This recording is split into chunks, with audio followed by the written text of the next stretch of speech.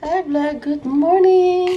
So, magkape tayo before we go to work. So, ito nabili ko sa isa sa nadala ko sa Pilipinas. Great Taste Granules. Ayan. Ito yung akong favorite kong coffee. So, magkape tayo. Ayan. Nakalagay sa akin kape.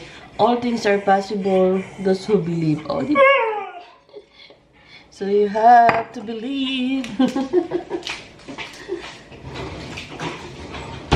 Yun guys. So magkape tayo before I go to work. Yun, nagsaing ako ng kanin. So 5 ng morning. Work today for 12 hours. And then, ganun talaga. It's okay. So magkape tayo guys. Ayan. So, ito yung cute ng Ava Air. Yung sumakay kami ng Taiwan. Sunday yung nila. From Cebu to Taiwan. Ito yung kutsara nila, Sanrio. Ayan, ang cute. Kita ba? O, diba? Ang cute na nila, kutsara. So, tinabi ko siya, hinugasan ko, guys. Souvenir. Maganda yung Sorry, calm down. Maganda yung guys, Ava Air. From siya, Taipei. Bago siyang from Dallas to Taipei and then Taipei to Manila or Cebu, whatever in Philippines. So first time ako sumakay ng Ava Air. So maganda siya kasi dalawa yung meron silang extra bag. Meron silang one bag na yung para check-in mo, tapos 123 bag na na pwede mong extra pabalik namin. So yun ang maganda sa tsaka very sila helpful lalo sa mga matatanda. Talagang pinaparituloy nila yung mga matanda. Talagang tinutulungan nila na i-push. Talaga very helpful. Mabait din yung mga crew nila. I like it. Yung lang sa pagkain, medyo hindi lang siya maganda sa pagkain. Medyo hindi ko siguro masyadong type, but it's okay. Better than nothing, di ba? It's better. Maganda ang ng Taipei. Maganda. Tapos hindi rin masyadong magulo airport nila. Simple lang pagdating mo doon. Ilang lakad lang, nandun ka na agad sa next destination or next gate mo. And then, yun, it's a good experience. So sa mga hindi pa na-experience ng Ava, that's the new airlines yun. Kasi dati Korea, ngayon Ava. Yan. So, maganda siya, guys. Maganda siya na, airplane. Wala akong problema. So, hopefully soon, try nyo din yun. Tsaka, siya, parang kasi bago pa. So, I think may mga promo sila ngayon pag ka ng Pilipinas. So, kung magbubook kayo, try nyo ang Ava Air. Kasi, nag-start natin sila last October. So, kung weekend Pilipinas, sila yung pinaka-cheapest flight going sa Philippines right now. Hi, vlog! Good afternoon! So, work tayo ngayon sa supermarket. So, wala mo ng caregiver today kasi day off natin.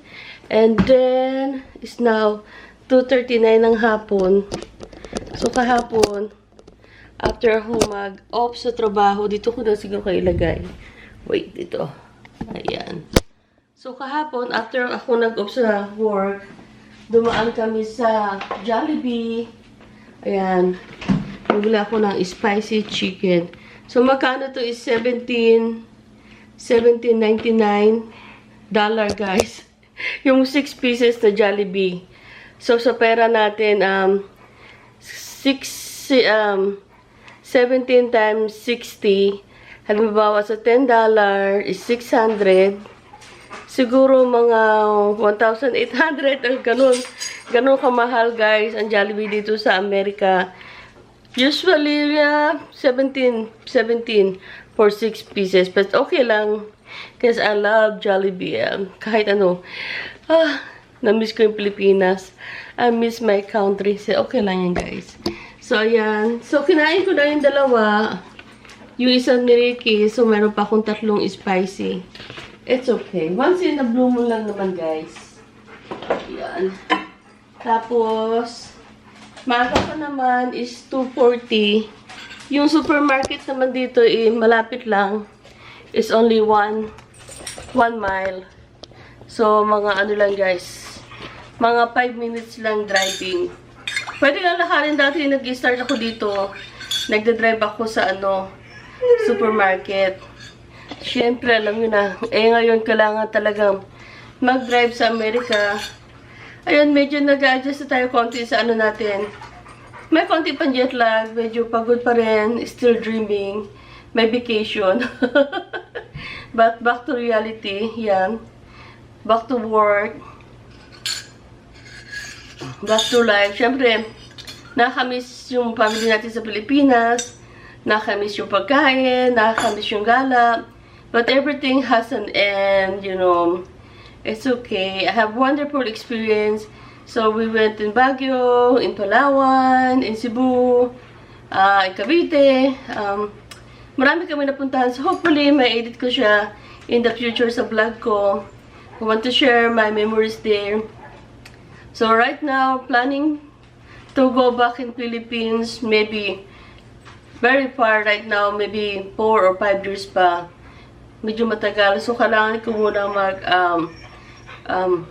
save my, save money, and then thinking what I wanna do for my next adventure or journey here in America. So, buti kasi naman dito sa America, guys, even na 50, 60 ka na, you can always do something. Like, you can go back to school, you still have to work, you have, wala talaga din parang sky to the limit dito, guys, sa Amerika. Kahit mag-start ka mag-school ng mga 50s or 60, okay lang, guys. Hindi ka nila i-judge, diba? So, that's a good thing dito sa Amerika. Nagpapasalamat ako sa Diyos na hindi masyadong judgmental yung mga tao dito. Not like doon sa Pilipinas, my God. Everybody asking me, bakit wala pa akong anak? Well, it's my choice, if I don't want a baby or kids. And, mabuti na rin yun kasi mahirap na rin naman kasi na if you get a baby, tas ikaw lang mag-isa dito. So, tapos yung asawa ko, matanda na rin. So, hindi rin madali, guys. So, you have to consider something if you want to do something. What you know. So, hindi naman porket wala kang anak, diba, na wala na mag-aalaga sa'yo. So, hindi naman obligasyon din ng anak na alagaan na yung magulang, diba? So, kumbaga, akala kasi nila pag, nagkaanak ka, obligado sila na alagaan ka talaga nila, or, pagtanda mo. Oh, no, you have to consider na one day, yung anak mo, mag-aasawa yan, magpapamilya yan. So, you'll have to let it go. You have to, give them a life. Kailangan din nila na kumawala sa iyo, diba? Hindi yan sila habang buhay nandyan. So, kung mabuti, kung halimbawa, if you're getting old, alagaan ka nila, thank you. If bibigyan ka nila ng pera, thank you.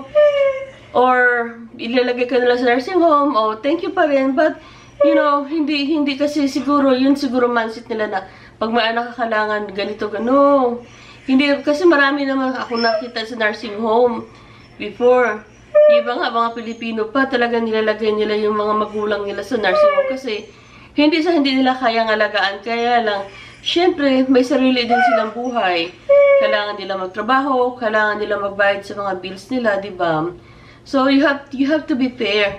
Kasi hindi naman porket na inalagaan mo sila, iniluwal mo sa mundo, may utang na loob na sila sa iyo. No, it's not their choice na nilabas mo sila sa mundo. Ikaw yung may gusto na ilabas sila sa mundo. But, it's not your choice kung anong gusto nilang gawin nila sa buhay nila, diba?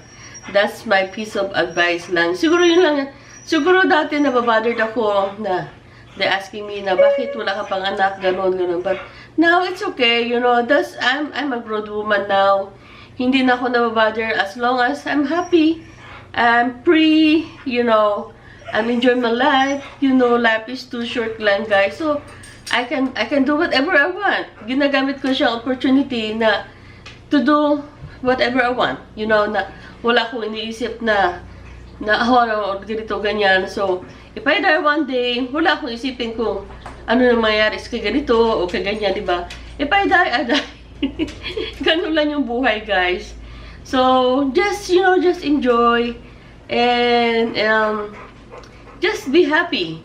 Be content. Yun lang. Be grateful. Ganun lang makasimpleng buhay, guys. Lalo na, I realize that when I come back as a caregiver or a CNA na napaka-ikli lang ng buhay natin. Huwag natin sayangin, guys. Don't bother with everybody. What is it? They can say whatever they want. They can do whatever they want, So, huwag kayong mababother kung anong sasabihin ng ibang tao kasi hindi naman sila nagpapakain sa'yo at hindi naman sila bumubuhay sa'yo. Importante, wala kang tinatapakang tao and you're happy with what you're doing.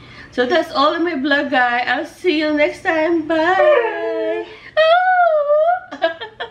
Ito lang aking baby. Si Zoe. So, bye, vlog! Kahit nagtaas na yung gasolina, alam ko may mga promo pa rin sila.